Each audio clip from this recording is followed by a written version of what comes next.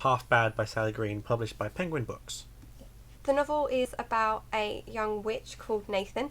Nathan is half black witch and half white witch. His father is a black witch and is wanted for murder. His mother is a white witch who is dead. The novel focuses on his need to get his 3 gifts before his birthday in order to truly become a witch. His gifts need to be given to him by a member of his family, but the rest of his family don't want anything to do with him. Or are dead. Basically. So it follows his quest, I suppose, to get his... It's more of a journey than a quest. I mean, a quest is like his goal, but in the book it's more like I'm going to wander about until someone shows up and helps me out. Yeah, he's a little bit... He's not brilliant at fending for himself, shall we say. Problem is that none of his family want anything to do with them, and he is being hunted by people who don't want him to exist. But what is it you want to talk about, writing style? I don't really know. I'm trying to decide.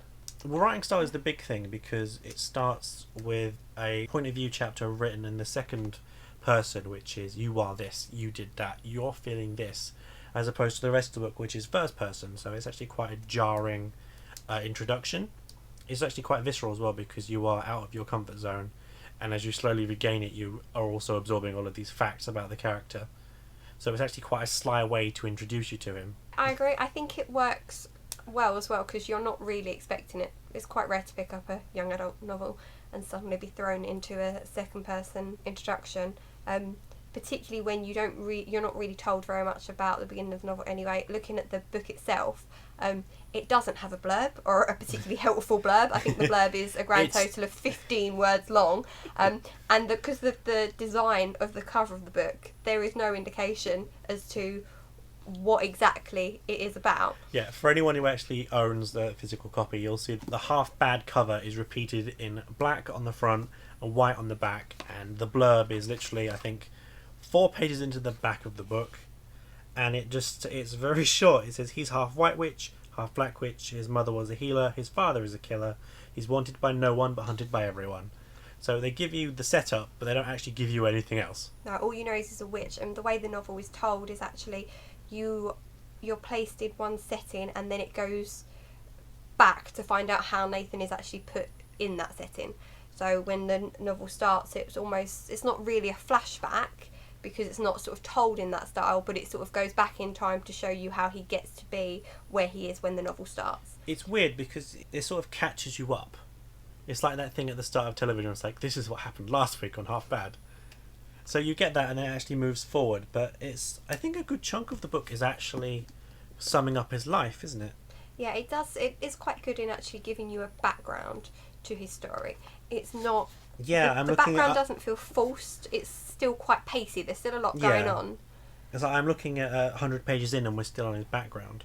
Sometimes when you get novels that try to fill in sort of the background or the history of a character, it can feel very dense and very heavy, whereas with this it doesn't. The idea is that he's trapped somewhere, so he would have time to reflect on how he got to be there, so it feels quite natural in that sense. I mean, it's obviously quite heavily influenced by, your Harry Potters. It's quite hard to write... secret magical world inside the realism. It's probably quite hard to write a novel about witches nowadays and not have it reference to Harry Potter, so give her due, and Sally Green does do some very different things with it. It's not your typical I'm a witch or a wizard, I've got a wand and I can do magical wonderful things. Yeah, they all seem to be limited to having 1 power each, apart from some characters who can steal powers, and it's not like, again, not a Harry Potter, you can just go Wingardium Leviosa and do random shit. She's invented her own system of magic.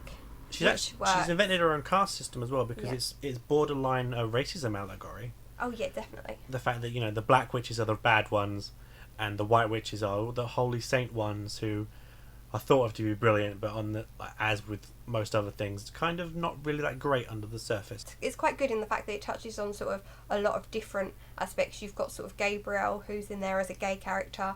You've got sort of the allegories of racism in there. You've actually got Nathan, who seems to be a questioning, possibly bisexual character. Yep, so there's which is quite rare for young adult novels. Particularly to have a male protagonist questioning his sexuality. Yeah, it is more common for female characters to be that. Plucky, sassy sidekick. Yeah. So But then we've kind of got that trope in Gabriel, so I imagine it hits them but also subverts them. Yeah, and it can sometimes be a bit disheartening when you have got your gay character who is just the sidekick. Yeah. It is quite a used trope. It would be nice maybe, but then the whole one of the features of the novel, it's a bit of a spoiler, is that Nathan does have a love interest, so actually, who is a girl. So yeah, you'd kind of, if you were to then make Nathan gay, you'd lose the whole love interest. yeah. He's actually got Things his like that. relationship girl. with Gabriel has actually got quite a large fan following. Like, no one cares about Annalise. Everyone's like, go away, Annalise, fuck off. But then with Gabriel, everyone's like, yay! They completely fangirl over it. Of all the characters in the novel, I wasn't a huge Annalise fan. She is there as a...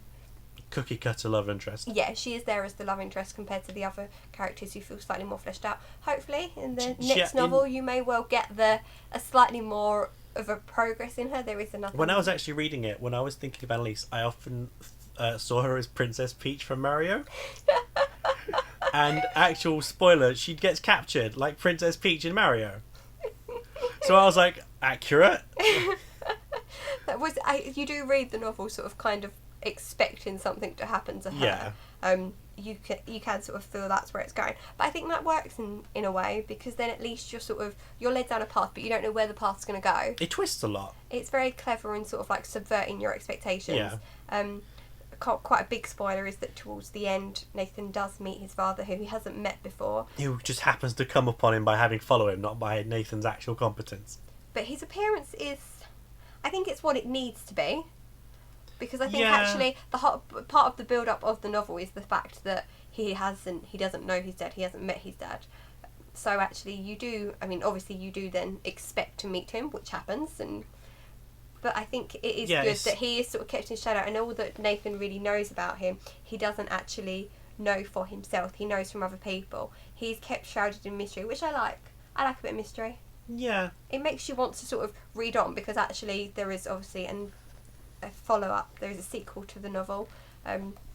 So you know, or you hope, that there is going to be sort of more of Marcus in the next one. You want to find out more, and it does keep you interested, because if suddenly he was to appear and go, oh yeah, I've been living in the US selling t-shirts for a living, it would be incredibly disappointing. So it's nice, it's good. So there is sort of a lot of emotion placed around this meeting, and when it happens, it doesn't disappoint. It is quite a short meeting, but it does exactly what it needs to do. It's not a big emotional... Did the ending bother you? The fact that it's literally, I'm here, I'm giving you your gifts, now we're going to find out what your single gift is, and it's Not literally really, like a cup. But then I think it's because I was kind of expecting it. Yeah, I think when you get to like... he's got to get his gifts from somebody. You know it's not going to be a member of anybody from the white side of his... the white witch side of his family. So it's going to have to be a black witch, and the only person who's going to do that is his father. I think you get to the 3/4 mark and you're like, it's going to be the ending, isn't it? Not you're expecting it in a bad way. That makes it sound a bit throwaway. But you are ready for it. You're prepared. It doesn't surprise anybody. Considering the novel's actual sort of topic, it's not well, actually, I'm going to say it's not an especially violent novel. It's a very violent novel. It's a very violent novel wrapped in like a happy coating. Yeah, that's the thing. It's throwaway violence, which in some respects is worse. But yeah, there's like, it's half bad, half wild, half bad because it's going to be half twisted, because so much of this novel is really batshit weird. Like, especially people's behaviour. I mean, he's got a sister who just outright loathes him just for like being a half black witch, and it's very weird. It's like, get over yourself. So it's for the white witch society doesn't seem to be diverse at all. No. They actually, even like in terms of their powers, they're very middle class powers. They're all like, oh, we can do this and it's amazing, and it's not weird at all. And then you've got all of the... They don't have any sort of like weird powers. But then you've got the darker witches all have the twisted powers, which is weird. Apart from everyone who's anyone just gets potions, and potions is really shit. Potions is always shit, let's be honest. That's why Snape was always sad. It was nothing to do with Lily. It was always because he was stuck doing potions. Poor Snape. Yeah, I thought he was meant to be amazing at it, but then like Slughorn comes in, he's like, hello! It's like, I'm just going to make like elixir of luck for everybody. Poor Snapey. Have you read the fan fiction that spells his name as Snap? No. Like, there's like, no, they can't spell Dumbledore or anything. It's like, it's just Snap. It's like, Snap said this. So you imagine him just be like the swivel head really, bow. really sassy as he comes in, just snapping his fingers at everyone. I think Nathan is an interesting protagonist. I'm not sure he's a bit of a fixer-upper. Yeah, there's definite things about him that could improve me, but I think that's meant to be his appeal. Do you like Nathan? I was never sure. I got a bit frustrated with the fact that he's a bit dumb. I mean, but it's also the fact You can't just dislike dumb protagonists, because I know you don't like them. No, but in general. I mean, he does own the fact that he's not the brightest. Yep. So you do read it and like, well, that's going to happen. And then 10 pages later, go, oh, this is going to happen. I was like, yeah, thanks, Nathan. So Nathan's he's quite interesting. Annalise, I'm not a huge fan of. I wouldn't consider Annalise interesting. I mean, she's there at the beginning as a sort of unattainable friend who obviously, like... Fancies. Yeah. Part of it. Like, from the get-go. Like, there's no... Like, Nathan's not even going to fanny about with pretending he wants to be friends. It felt very much like he loved the idea of her, because he never actually gets to see her very much, because she's always running off, because she's so unattainable. Because her brothers are always showing up. Yeah, in the time that he is sort of with her is quite brief, and then, spoilers, as the novel progresses, she does sort of appear later on in the novel, but again, she's become slightly Sleeping Beauty-esque. Yeah. From an LGBT perspective, she seems like he's chasing her as his idea of straightness, because he doesn't seem to have any attachment to her as a person, like her personality, her opinions. He's very much seemed to think that she's attractive and that she's a girl. And he seems to chase that aspect more than anything about her personality. So it feels very hard to convince me that they're actually in love, where his idea is to be in love with the idea of her rather than with her.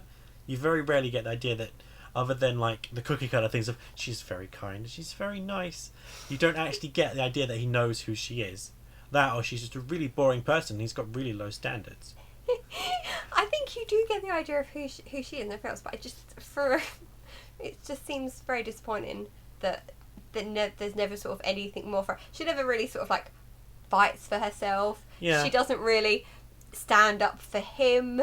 There's no sort of sense of her actually being able to make her own way in the world. Later on in the novel, there is sort of maybe an attempt to, but then actually by the end of the novel... most of it happens off screen. Yeah, the problem is you don't see that, and actually by the end of the novel, she is captured by a witch who Nathan is having to deal with, essentially holding Annalise hostage. Yeah. So she again becomes this unattainable thing. She's Princess Peach. She's the Princess Peach of the novel. Would you read the sequel? I would read the sequel, and I would read that again. You'd reread it? I'd reread it, yes, definitely. I'd reread it. I'd read the sequel as well. Hopefully we will read the sequel. Spoilers. Right, so do you want an actual closing? We also have to do... What do we have to do as closing? Well, we have to plug the fact that there's a written review. Okay.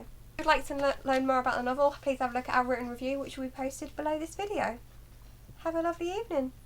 But you might be listening to this in the morning, in which case, have a lovely day. Or if it's the middle of the night, why are you not asleep?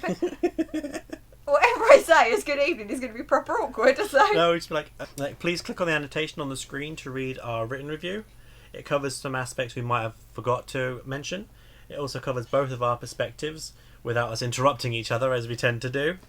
And please like and subscribe this video if you'd like to see more. We are uploading videos throughout the weekday and possibly at the weekends as well. And please tune in again tomorrow for another video. You want that sound effect at the end, so I do you slapping a book closed?